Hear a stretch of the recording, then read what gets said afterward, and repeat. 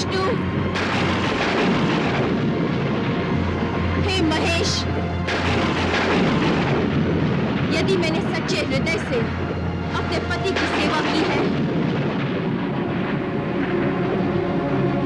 यदि मेरे मन में स्वप्न में भी किसी पर पुरुष का विचार नहीं आया, तो मेरे सत्य कथन से सूर्योदय नहीं होगा। और यदि मेरे में सतीत्वता है, तो अब सूर्योदय होगा ही नहीं। क्या आपने कभी सुना है कि एक स्त्री ने अपने पति को बचाने के लिए सूर्यदेव को उगने से रोक दिया था? यह कहानी है पतिव्रता कौशिकी की, जिसके सतीत्व की शक्ति से पूरा ब्रह्मांड अंधकार में डूब गया था। बहुत प्राचीन काल की बात है। कौशिकी नाम की एक पतिव्रता स्त्री अपने गंभीर रूप से बीमार पति को लेकर तीर्थ यात्रा पर निकली।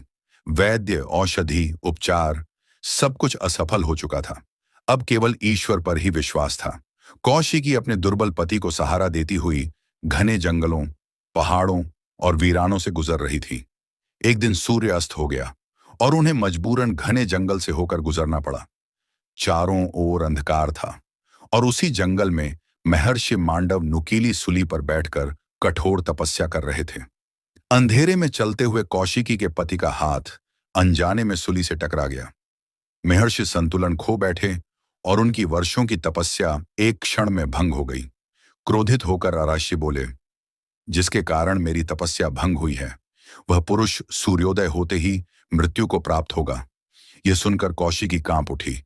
वह अराशी के चरणों में गिर पड़ी। हे महर्षि, यह भूल अनजाने में हुई है।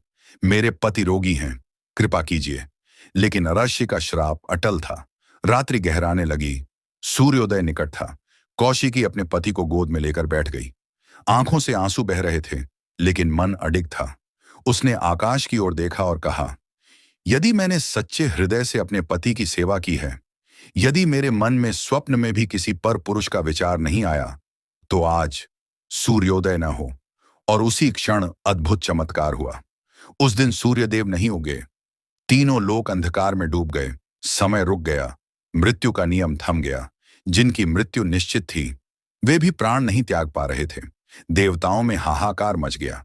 वे ब्रह्मा, विष्णु और महेश की शरण में पहुंचे। महादेव बोले, यह साधारण शक्ति नहीं है, यह एक सच्ची पतिव्रता का तेज है। ब्रह्मा जी ने कहा, इस संकट का समाधान केवल देवी अनसुया कर सकती हैं। देवी अनसुया स्वयं कौशिकी के पास पहुंची। उन्होंने कहा, पुत्री, तुम्हारा सतीत्व